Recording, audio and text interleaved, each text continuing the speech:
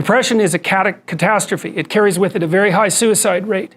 And it also levels people out, and it's really hard on their families. And so, and it's physiologically extraordinarily damaging. And so, if you're in a depressive state and it's severe, you can try an antidepressant. You'll know in a month if it works. If it works, well, maybe it'll help you get your life together. Like we could say, well, maybe you're depressed because your life isn't very well together. Could be. Sometimes people are depressed, their life is just, it isn't fine because no one's life is fine. Everyone's life is a tragedy. But sometimes people have their lives in order as much as you could expect anyone to have. They have friends, they have an intimate relationship, they have a career that they like, you know, they're qualified, industrious people working hard on what they're doing and really playing a minimum number of games with themselves, and they're terribly depressed. Antidepressant, man, sometimes that will just fix it. And so hooray, like you're a biological entity. If there's something out there that can help you strengthen yourself so that you can prevail, great. Now, having said that, you want to do a multidimensional analysis. It's like, well, do you have any friends? Do you have an intimate relationship, or are you pursuing one? Do you have a reasonable career? Are you as educated as you are intelligent? Do you have something useful to do with your time outside of work? Do you have a drug or alcohol problem? Are there other behavioral issues like sleep dysregulation and lack of eating that are contributing to the pathology? You want to differentiate all of that, and wherever you can make a behavioral intervention, so much the better. But sometimes too, you're dealing with people whose lives are so wrecked that they don't even know where to start. They're different than the ones who have everything in order, say. And you say, well, try this, man, maybe you won't cut your throat in the next month, because if you're dead, it's going to be hard to work with you. And medical interventions, anything. If you're sick, you do what is necessary to get better, and you leave your pride behind if you have to. And that says nothing about the utility of the behavioral interventions. You want to hit the problem with everything you have at your disposal. But some antidepressants, especially for people whose lives are together and who are depressed, antidepressants can be absolutely miraculous. The probability that as you move forward on your adventure that you're going to get it right the first time is zero. It's just not going to happen. And so then you might think, well, maybe I'll just wait around until I get the right idea, and which people do, right? So they're like 40-year-old, 13-year-olds, which is not a good idea. And so they wait around until it's waiting for Godot, until they finally got it right. But the problem is you're too stupid to know when you've got it right. So waiting around isn't going to help. Because even if the perfect opportunity manifested itself to you in your incomplete form, the probability that you would recognize it as the perfect opportunity is zero. You might even think it's the worst possible idea that you've ever heard of anywhere. Highly likely. And so you can take these tentative steps on your pathway to destiny, and you can assume that you're going to do it badly. And that's really useful because you don't have to beat yourself up. It's pretty easy to do it badly. But the thing is, it's way better to do it badly than not to do it at all. And that's the continual message that echoes through these historical stories in Genesis. It's like, these are flawed people. They should have got the hell out of their house way before they did. And they go out and they stumble around in tyranny and famine and self-betrayal and violence. But it's a hell of a lot better than just rotting away at home. You're here, the world looks a particular way, but then when you move here, the world looks different, and you're different as a consequence of having made that voyage. And so what that means is that now that thing that glimmers in front of you is going to have shifted its location, because you weren't very good at specifying it to begin with, and now that you're a little sharper and more focused than you were, it's going to reveal itself with more accuracy to you. And so then you have to take it's almost like a 180-degree reversal. It doesn't matter that you overshoot continually, because as you overshoot, even if you don't learn what you should have done, you're going to continually learn what you shouldn't keep doing. And if you learn enough about what you shouldn't keep doing, then that's tantamount at some point to learning at the same time what you should be doing. Every time you learn something, that's how it is. And that's really useful to know too, because it means that it's okay to wander around stupidly before you fix your destination. Now you see that echoed in Exodus, right? Because what happens is that the Egyptians, or the Hebrews, escape a tyranny, which is kind of whatever you do personally and psychologically when you escape from your previous set of stupidly held and ignorant and stubborn axioms. It's like away from that tyranny. It's like, great, I freed myself from that. Well, then what? Well, you think, well, now I'm on the way. It's no, you're not. Now you're in the desert where you wander around stupidly, and worship the wrong things until you finally organize yourself morally again and head in the proper direction. So that's worth knowing too, because you think, well, I got rid of a lot of things, baggage, excess baggage that I didn't need in my life, and now everything's okay. It's like, no, it's not. You've got rid of a whole set of scaffolds that were keeping you in place, even though they were pathological. And now you have nothing, and nothing actually turns out to be better than something pathological, but you're still stuck with the problem of nothing. Imagine that you're trying to become enlightened, which might mean to turn all those parts of you on that could be turned on. You think, well, that's just a linear pathway uphill. It's just from one success to another. No, it's not. It's like, here you are, and you're not doing too badly, and the first step is a complete bloody catastrophe. It's worse. And then maybe you can pull yourself together, and you hit a new plateau, and then that crumbles and shakes, and bang, it's worse again. And so, because part of the reason that people don't become enlightened is because it's punctuated by intermittent deserts, essentially, by intermittent catastrophes. And if you don't know that, well, then you're basically screwed, because you go ahead on your movement forward and you collapse and you think, well, that didn't work, I collapsed. It's like, no, that's par for the course. It's not indication that you failed, it's just indication that it's really hard. And that when you learn something, you also unlearn something. And the thing you unlearned is probably useful, and unlearning it actually is painful. Let's say if you have to get out of a bad relationship. It's like there isn't any relationship that's 100% bad. And so when you jump out of it, well, maybe you're in better shape, but you're still lonesome and disoriented, and you don't know what your past was, and you don't know what your present is, and you don't know what your future is. That's why people stay with the devil they know instead of, looking for the devil they don't know. So the fact that you're full of faults doesn't mean you have to stop. And thank God for that. That's a really useful thing. And the fact that you're full of faults doesn't mean that you can't learn. It doesn't matter that it's imperfect. It just matters that you do it and that you move forward. Here's an example. Let's say you're not doing too bad, so maybe you're in the middle of the normal distribution, then you lose your job. Okay, and let's say you're a conscientious person. And we could say, just for the sake of argument, that you lose your job because of mass layoffs in your company. So it has nothing to do with you. It's fundamentally, it's just like luck of the draw, basically. But then what happens to you? Well, if you're conscientious, you're gonna go after yourself pretty hard. So you're gonna, and especially if you're also high in neuroticism, it's gonna depress you to lose your job. And maybe you're in a situation where you just, for one reason or another, you don't have that many other opportunities. Now, maybe you should have looked for them, but maybe you're in a depressed strata of the economy, or you're geographically located somewhere that makes moving difficult, or so on and so forth, So, but you lose your job, and then you start to get depressed because of that. Well, then as you start to get depressed, it decreases the probability that you're going to look for a job, but it also maybe starts to put stress on your family, and it also starts to decrease the probability that you're going to engage in positive social interaction. So now not only are you unemployed and suffering from economic stress, but your marriage is starting to suffer, and you're starting to isolate yourself from your friends. And then, of course, as your marriage suffers and the stress builds up, then that's going to make you more depressed, and that's going to keep you even farther away from your friends, and that's going to decrease the likelihood that you're going to have enough positive emotion and enthusiasm to look for another job. And then, maybe you want to add a bit of a drinking problem to that just for fun, and you can see that you can get a spiral going that's just taking you down. Right? And it's all sorts of things, because lots of times people conceptualize, let's say, you're an unemployed guy and you go to counseling and you get a diagnosis of depression. And the thing about a diagnosis of depression, it's sort of like the assumption is there's something gone wrong with your psychological structure. It's like if you're unemployed and you're depressed, it isn't obvious at all that the problem is in your head. You know what I mean? It isn't even obvious that it's a psychological problem.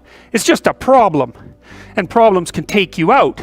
And so you know, if you're unemployed and you're under economic stress and your marriage is starting to shake and you're isolating yourself from your friends and you're less likely to be motivated to go look for a job, you can sort of think about that as a depressive spiral, but you can also think of it as a conspiracy in some sense of external forces that are auguring you into the ground. And we don't tend to conceptualize psychological disorders that way, but we should, because lots of times when people are suffering from something that you could describe in psychological terminology, and depression is a very good example of that, it isn't obvious that there's something wrong with them psychologically.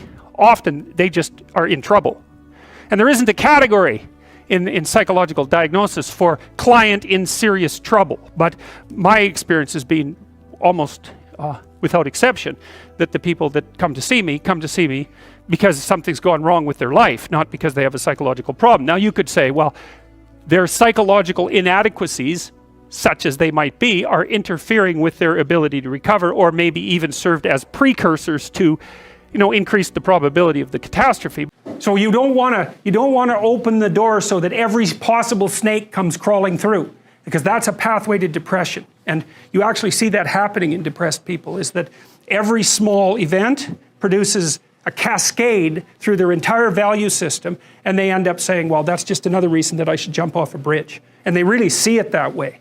It's really awful, because they've got no defenses. It's like, well, I didn't do so well in this course. It's like I'm going to get a bad mark in the exam. I'm going to get a bad mark in the course. That's going to screw up my ability to finish my degree. I'm never going to get into the field of my choice. It's just another piece of indication that I'm useless and that life isn't worthwhile. Bang, I'm going to jump off a bridge. And if you're really depressed, it's like each of those things hits you with the certainty of truth. It's really not good. And so you want to be careful. You want to be careful about walking down that pathway when you make a mistake. You think, okay, what's the narrowest framework of interpretation within which I can understand this that will require minimal behavioral change to decrease the probability that it will happen again? And pain is quite a complex phenomena. Depression is pain-like, grief is pain-like, social isolation is pain-like, disappointment is pain-like. There's anxiety components to that too.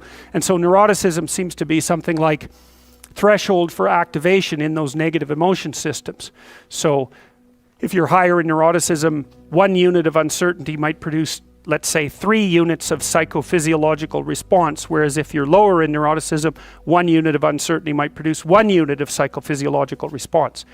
It's hard, you know, obviously that's a simplified schemata, but there's variability, because if something unexpected or threatening happens to you, it isn't obvious how upset you should get. One answer might be, brush it off, it's nothing. Another answer might be, it's a bloody catastrophe.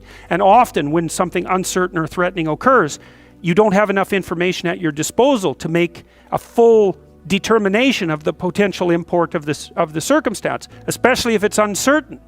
And so then you have to guess at how upset you should be, and where you are on the normal distribution with regards to trait neuroticism, say, that sort of determines what your guess on average is going to be. Very frequently what I'm doing as a therapist is helping people have a life that would work. You know, and you can parameterize that. It's like, what do you need? How about some friends? That people kind of like that. How about an intimate relationship with someone that you can trust, that maybe has a future? That'd be good. How about a career that puts you in a dominance hierarchy somewhere, so at least you've got some possibility of rising, some possibility of stabilizing yourself, and a schedule and a routine, because no one can live without a routine. You just forget that. If you guys don't have a routine, I would recommend, like, you get one going, because you cannot be mentally healthy without a routine. You need to pick a time to get up.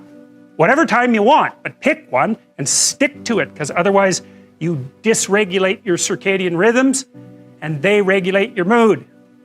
And eat something in the morning. I've had lots of clients who've had anxiety disorders. I had one client who was literally starving. Very smart girl. There was very little that she liked. She kind of tried to subsist on like half a cup of rice a day. She came to me and said, I have no energy. I come home, all I want to do is watch the same movie over and over. What, like, is that weird? And I thought, well, it depends on how hard you work. You know, it's a little weird, but whatever. It's familiar. You're looking for comfort. So I did an analysis of her diet. It's like, 3/4 of a cup of rice. It's like, you're starving. Eat something. You know, you'll feel better. So she modified her diet and all her anxiety went away and she had some energy. It's like, yeah, you gotta eat. So, a schedule, that's a good thing, man. Your brain will thank you for it. It will stabilize your nervous system. With a bit of a plan, that's a good thing. You need a career, you need something productive to do with your time. You need to regulate your use of drugs and alcohol, most particularly alcohol, because that does in a lot of people. You need a family, like the family you have, your parents and all that. It'd be nice if you all got along, you could work on that. That's a good thing to work on. And then, you know, you probably need children at some point, and that's life. That's what life is. And if you're missing, you know, you may have a good reason to not be operating on one of those dimensions. It's not mandatory, but I can tell you that if you're not operating reasonably well on 4, I think I mentioned 6, if you're not operating reasonably well on at least 3 of them, there's no way you're going to be psychologically thriving. And that's more pragmatic in some sense than psychological, right? Human beings have a nature, there's things we need. And if we have them, well, that's good. And if we don't have them, well, then we feel the lack. And so behaviorists, behavioral psychologists concentrate a lot more on that sort of thing. You know, it's practical. It's like strategizing. Make a career plan. Figure out how to negotiate, because that's bloody important. Figure out how to say what you need. Figure out how to tell the truth to people. Figure out how to listen to your partner in particular, because if you listen to them, they will actually tell you what they want. And sometimes you can give it to them and maybe they'll return the favor. And if you practice that for like 15 years, well, then maybe you're constantly giving each other what you want. Well, hooray, that would be good. And then there's 2 of you under most circumstances, and it's better to have 2 brains than 1, because people think differently because of their temperament mostly. And so the negotiation is where the wisdom arises, and it's part of the transformation, the psychological transformation that's attendant on an intimate relationship, and one of the fundamental purposes of a long-term intimate relationship. One of the things you assume if you're a behavioral therapist is that sometimes the reason people aren't doing things is because they don't know how. You know, sometimes maybe the person's depressed but potentially high functioning. They got all the damn micro routines. They're well socialized. They're just dormant. You got to get them awake again and implementing them. But sometimes you get someone in your practice, say, who's just been neglected like you cannot believe, right? The parents never paid any attention to them, or maybe just punished them every time they did something good. That's really fun. And then, you know, they didn't make friends, and so they're really, really vague and poorly articulated. And so then what you do is you work at the bottom of the micro routines and get them to practice building up all these little attributes that they didn't build up. And you know, one of the things you can think about in terms of character development is, so now maybe you understand something about your own personality, you might say, well, what could you do to improve your personality? And the answer is, develop some of the micro routines on the other side of the personality distribution. So if you're disagreeable as hell, maybe you could start learning how to do nice things for people. And that actually works, by the way. So if you take disagreeable people who are depressed and you get them doing nice things for other people, their depression tends to lift. But then by the same token, if you're agreeable, then you should practice doing some things for yourself and being more tough-minded in your negotiations. And so you can sort of place yourself on the personality trait distribution. You know, you're extroverted. It's like, okay, man, learn to spend some time with yourself, right? You're low in openness. Well, try reading a book that's outside of your, you know, your sphere of interest now and then. If you're conscientious, well, you should probably learn how to relax occasionally, and so forth. So you can, I think partly what you're doing as you're developing your personality is not moving the mean much, the average, where, you know, where you're located, but you're extending the standard deviation so that you're a bigger bag of tricks than you were before. And I think you can practice that consciously. It's like, you're hyper orderly. It's, well, get a dog, you know. Dogs are messy, horrible things, you know. It's just what you need if you're hyper orderly, because they're going to leave hair everywhere and force you to live with it. And so, you know, it's pretty self-evident that life has got its rat's nest of miseries, and that's for sure. And maybe you could even make a categorical statement that life is mostly a rat's nest of misery. And you could make a pretty powerful argument for that. But then there's a counter question, which is, well, what if you tried not to make it any more miserable than it had to be, right? Then what would it be like? And my suspicions is that a lot of that misery, I would suspect that most of that misery would go away, because it's the unnecessary misery that really brings you down. It's like, well, if someone has cancer, it's like, that sucks. But it's not like you can say, if only we had done this differently, then that wouldn't have happened. But when someone's out like torturing you in a malevolent way, or maybe you're doing the same, you can always ask yourself, well, is this really necessary? Is this just like a useless add-on to the miseries of life? That's what disheartens people.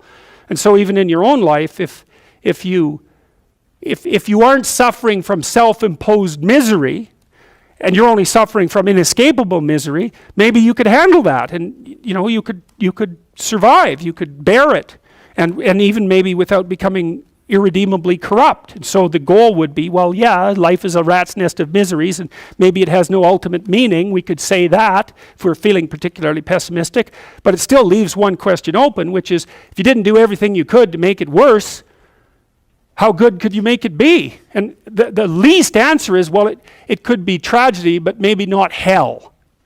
And I think that's right. I really believe that. That's the most pessimistic, proper statement. The worst case outcome, in the worst of all possible worlds, is that your life could be tragic, but not hell. And that's a lot better than hell, right? And you think, I could give you an example of the difference. You're at your mother's deathbed. Well, that's tragedy. Here's another scenario. You're at your mother's deathbed, and you and all your idiot siblings are arguing. Well, that's the difference between tragedy and hell. And you might be able to tolerate the first circumstance, and maybe it would even bring you closer together with your family members. The second one, no one can bear that. You walk away from a situation like that sick of yourself and sick of everything else too. And it's often the case that tragic circumstances bring out the dragons, because the stress is high, and all those things that people haven't dealt with, they don't have the energy to repress, and all the bitterness comes pouring forward. It's like, seriously, man. So that's actually it's a rough lesson, but it's a good hallmark for figuring out whether or not you've got yourself adjusted properly, and in relationship to your siblings. It's like, if you were all gathered around the bed of someone close who was dying, could you manage it? And if the answer is no, it's like, well, put your life together, because it's going to happen. And you should be the person who's there that can do it, and do it properly. And then maybe you'd find that it isn't the sort of thing that will undermine your faith in life itself. And I've seen both of those situations, ugly situations, murderously ugly situations. And then they're opposite, where people have had terrible things happen to them as a family, and they pull together and they rebuild their damn ship and they sail away. And so that seems to me to be a lot better. You don't want to be the thing that clings so desperately to the raft that you can't let go when someone comes to rescue you, right? You don't want to be that. So then you think, well, exactly what are you? You're not the chaos, you're not the plan. Maybe you're the thing that confronts the obstacle. And I would say that's the categorical lesson of psychology, insofar as it has to do with personal transformation. Because that's what you always teach people in psychotherapy. I don't care what sort of psychotherapist you are. You're always teaching them the same thing. You're the thing that you're not the plan. You're the thing that can confront the obstacle to the plan. And then when you know even further that the obstacle is not only an obstacle, but opportunity itself, well, then your whole view of the world can change, because you might think, well, I've got this plan, something came up to object to it. It's like, it's possible that the thing that's objecting has something to teach you that will take you to the place where you develop an even better plan. It's a nice framework to use. It's like, are you so sure that this is a problem? Is that the only way that you can look at it? Or is it an opportunity? I mean, I'm not trying to be, naively optimistic. There are some things that's pretty hard to extract gold from some dragons, and maybe the death of a family member is a good example of that. But even in a situation like that, I can tell you that it's an opportunity for maturation, that's for sure. And the thing is, you might say, well, it's pretty miserable to be digging for gold when someone's falling into the grave. Well, if they really love you, first of all, that's what they'll want you to do. And second, you're going to make their death a lot more palatable experience for them if you're someone who can be in the room and be helpful instead of be, quivering in the corner and feeling that the entire world is collapsing in on you. I mean, that's another. You want to be the useful person at the funeral. How's that for a goal? That's a good goal, man. You know that you've got yourself together in a situation like that because you're going to be at them. And maybe you want to be the person on whose shoulder people cry. That'd be a good goal. And it's kind of, I don't like being naively optimistic. So when I tell you to get your life together, I'm not going to say roses and sunshine. It's like that's pablum for fools. But it really is something to be the reliable person at a funeral.